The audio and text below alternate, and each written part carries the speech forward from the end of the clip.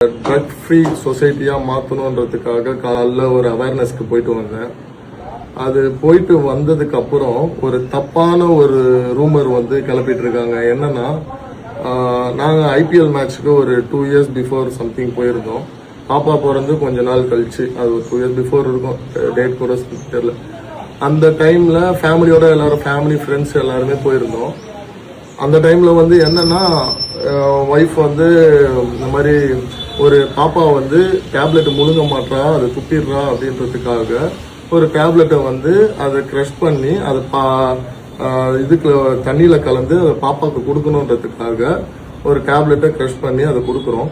IPL match ஸ்டேடியம்ல அவ்வளோ கூட்டம், அவ்வளோ கும்பல், அவ்வளோ போலீஸ் ப்ரொடெக்ஷன், அவ்வளோ பேர் என் பேக்ல ஃப்ரண்ட்ல எல்லாருமே இருக்கிறாங்க. அந்த இருக்கிற டைம்ல பாப்பாவுக்கு ஃபீட் பண்றதுக்கு எங்க வீட்டுல இருந்து கிளம்பி போகும்போது அதை நம்ம க்ரஷ் பண்ணிட்டு இருக்கோம். அதை வந்து க்ரஷ் பண்ற டைம் அதை எடுத்து இப்போ ட்ரக்னு சொல்லிட்டு தப்பான ஒரு வீடியோ வந்து வைரல் பண்ணிட்டு இருக்காங்க. இது ரொம்ப மனசுக்கு கஷ்டமான ஒரு சூழ்நிலையா இருக்கு. ஸோ இந்த மாதிரிலாம் ப்ளீஸ் பண்ணாதீங்க, தயவு செஞ்சு அவாய்ட் பண்ணிக்கோங்க. அது ஐபிஎல் நடக்கிற இடம், அவ்வளோ போலீஸ் ப்ரொடெக்ஷன், அவ்வளோ ஃபேமிலி பீப்புள்ஸ் ஃப்ரெண்ட்ஸ்ல இதெல்லாம் இருக்காங்க. இது ஈஸியான விஷயம் கிடையாது அதை தப்பா பேசுறதுக்கு. அதையும் வந்து தப்பா போட்டுட்டு இருக்காங்க. ஸோ இல்லை என்னாச்சுன்னா, அன்றைக்கி ஐபிஎல் நாங்களாம் தான் போயிருந்தோம். ஸோ குழந்தைக்கு அப்போ வந்து 1.5 இயர்ஸ் இருக்கும்.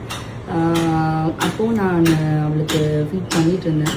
ஸோ அன்றைக்கி வந்து என்னாச்சுன்னா, அவளுக்கு கொஞ்சம் முடியல. அதனால அது பிஃபோர் ஃபீடிங் இல்லை பிஃபோர் ஃபுட் வந்து அவளுக்கு அந்த டேப்லெட் வந்து க்ரஷ் பண்ணி கொடுக்க சொல்லியிருந்தார் டாக்டர். ஸோ அந்த டேப்லெட் வந்து நான் தான் இவரை க்ரஷ் பண்ணி கொடுக்க சொன்னேன். ஸோ அந்த டைமில் அது வீடியோ எடுத்திருக்காங்க போல்.